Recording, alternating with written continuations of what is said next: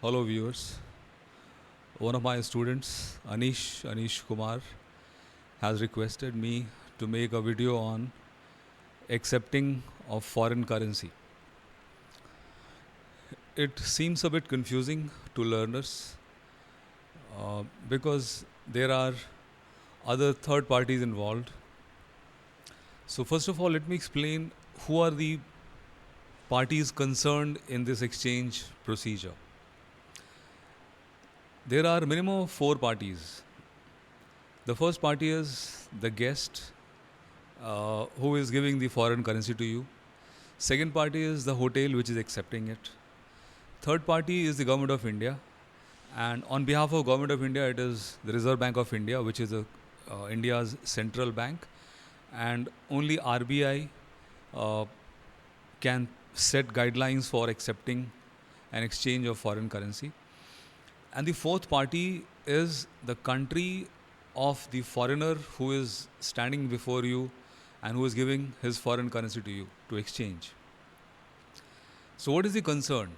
The first concern is that this person should be a bona fide citizen of that country, and therefore you must check their passport and visa.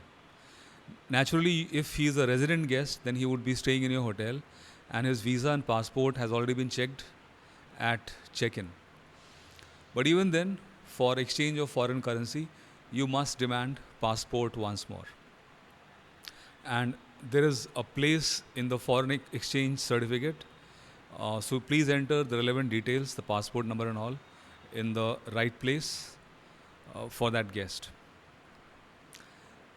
The second thing is this person could be carrying illegal money from his country. He could be a criminal, he could be a drug peddler, he could be a political agent, he could be somebody who is not bona fide.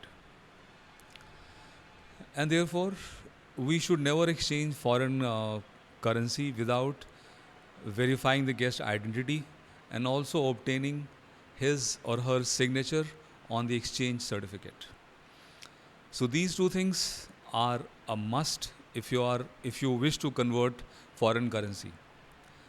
Number one is the guest passport, and number two is guest signature on the encashment certificate. Everybody in India cannot deal with foreign currency. Only those who are authorized by the RBI, only they are allowed to deal with foreign currency. And even there are two types of licenses. One license is called buy license, in which you are permitted to accept foreign currency. And second is sell license, in which you can also return foreign currency back to a foreigner. So buy license, you accept foreign currency, you can accept foreign currency, and sell license, you can return foreign currency after accepting Indian currency. Buy license and sell license. Mostly hotels only have buy license, they do not have sell license, and if they have to return any remaining amount, they always return in Indian currency. Okay. Now, who is supposed to pay in foreign currency? There is something called exempt categories. Exempt categories are those foreigners who are working in India somewhere in official capacity. So, the two places where they are allowed to work and they can pay in Indian currency despite being a foreigner. Number one is if they are working with United Nations office, any UNO office. And second thing is if they are working in the embassy or the consulate office of their country. So if they are officials of UNO and the embassies of the country with which India has diplomatic relationships, then they are allowed, they are authorized to pay in Indian currency. Other than these exempt categories, everybody else, all foreigners must pay in a foreign currency. Then we also need to be clear about one thing, that India does not accept currencies of all countries. So only countries which are permitted by the RBI, we are only supposed to exchange their currency and not every country's currency.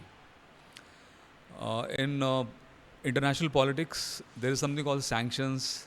Sanctions means some country has put an embargo on some other country, no trade is allowed, no import export is allowed, and nor do we accept their foreign currency. So we only are authorized, permitted to exchange those currencies that are permitted by the RBI. The list is with the hotel. The next thing is exchange rate. Every foreign currency will have an exchange rate that keeps on fluctuating, that keeps on changing. And every day, those rates are published by RBI and also by the local nationalized bank. It's on their website.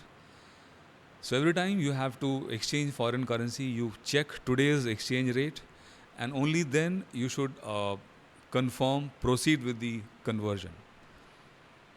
Now, the process for conversion, you require two documents internally. The first is called foreign currency encashment certificate or foreign currency exchange certificate. And second thing is, in one book it is mentioned as restricted legal money register, RLM register. And the second another book mentions foreign exchange control sheet. So both are correct, and the idea is that for every exchange transaction, for one transaction, we have to create one certificate. So if 10 foreigners exchange currency in our hotel, then we will produce 10 certificates. And all these exchanges that took place today in a particular shift or a particular day will be entered in one register or one control sheet. So the guest comes, he says, I want to exchange. He produces his passport. We take the money, count the money, put it on top. Till the exchange is complete, till the guest has signed the exchange certificate, do not keep the foreign currency inside the drawer. Make sure that the foreign currency is not torn, is not soiled.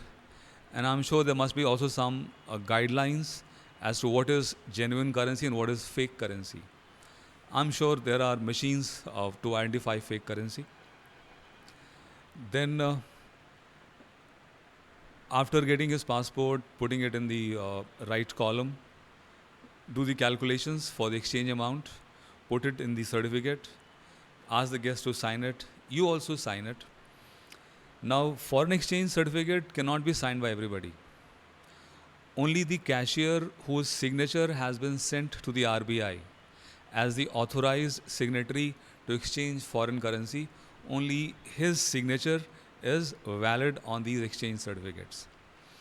So the cashier whose signature is with the RBI, only he will perform the exchange transaction and put his signature. The exchange certificate will have 3 copies. The first copy, the original copy, after printout will be given to the guest. And this certificate is valid for next 3 months.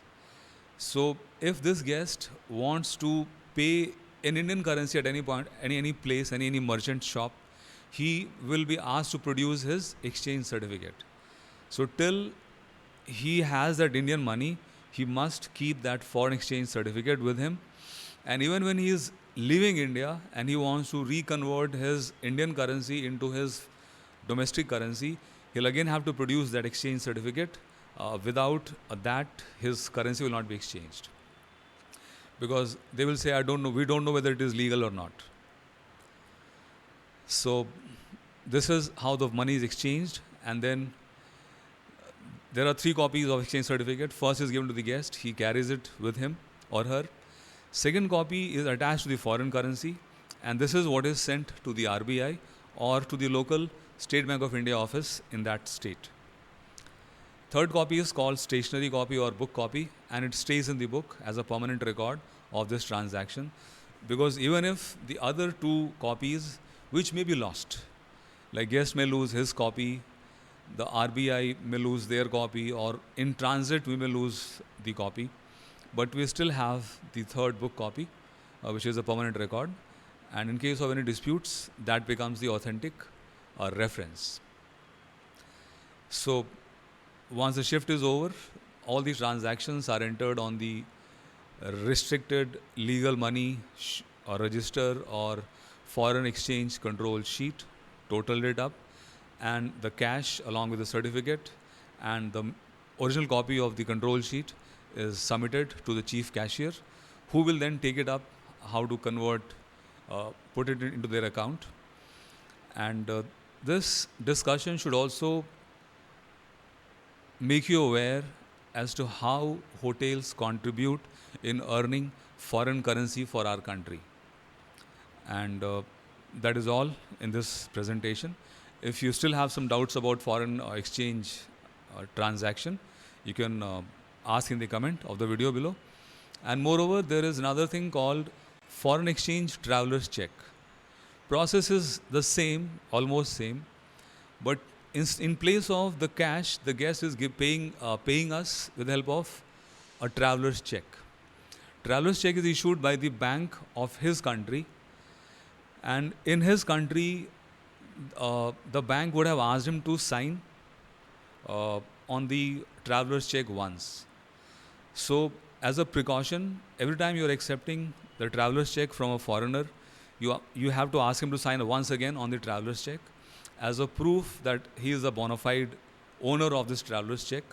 You must compare these two signatures, and you should also compare these two signatures with the signature on the passport. And of course, we have his other details. We also have his photograph or her photograph. So in case of any problem, the police will have enough records to pursue the case. So the whole purpose is that the guests should not be inconvenienced while traveling through India. And second thing is that we do not want the illegal money from foreign countries to be used in our country. That is the purpose of this strict procedure for exchange of foreign currency. I hope I was clear. Thank you for making this request, Anish. Have a nice day.